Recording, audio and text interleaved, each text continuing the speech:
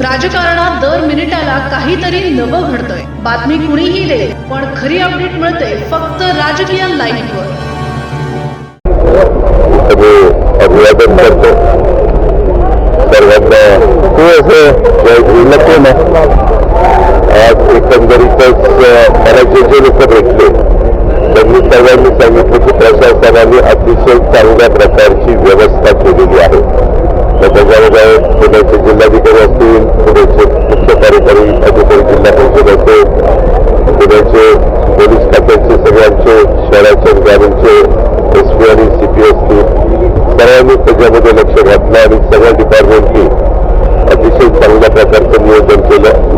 रात्री 12च्या दरम्यान गर्दी मोठ्या प्रमाणात होती। आपल्याला सगळ्यांना होती की थंडी जवळपास 8 ते 10 टेम्परेचर हे आत्ताच्या जिल्ह्यामध्ये असतं। त्याच्यावर थंडीमुळे आता पण तशी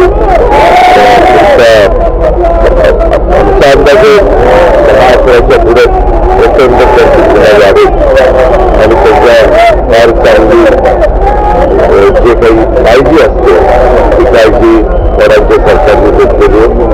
जो काही निधी लागतो त्या निधीमध्ये देखील कुठल्याही प्रकारची अडचण येणार नाही अशा प्रकारच्या पहिल्याच सूचना देण्यात आलेल्या होत्या, ते प्रकरण देण्यात आलेला होता। कारण आता कधी आपल्या नगरपालिकेच्या निवडणुका झाल्यानंतर जिल्हा आपल्या महानगरपालिकेची आचारसंहिता सुरू आहे, त्यानंतर लगेचच जिल्हा परिषदेची आचारसंहिता लागण्याची शक्यता आहे।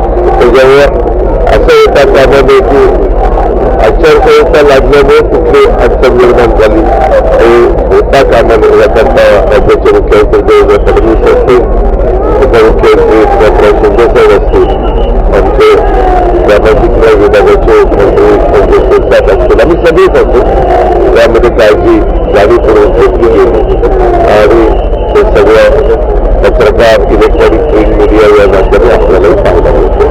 जिल्हा परिषदची आचारसंहिता कधीपर्यंत लागली मला माहिती नाही, हे निवडणूक आयोगाचा पूर्णपणे अधिकार आहे।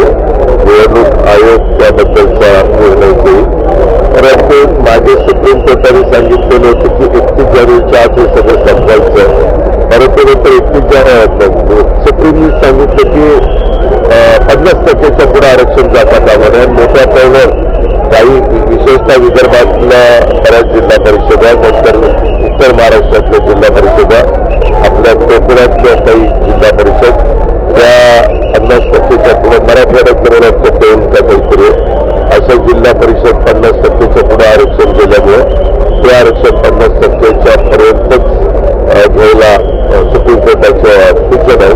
त्याच्यामुळं आता निवडणूक आयोग ज्या 50%च्या आत आहेत त्या माझा अंदाज आहे, मी काही ठामपणे सांगू शकत नाही, पण त्या आधी होती आणि मग ते 50% आरक्षणच्या आत आल्यावर बाकीच्या होतील।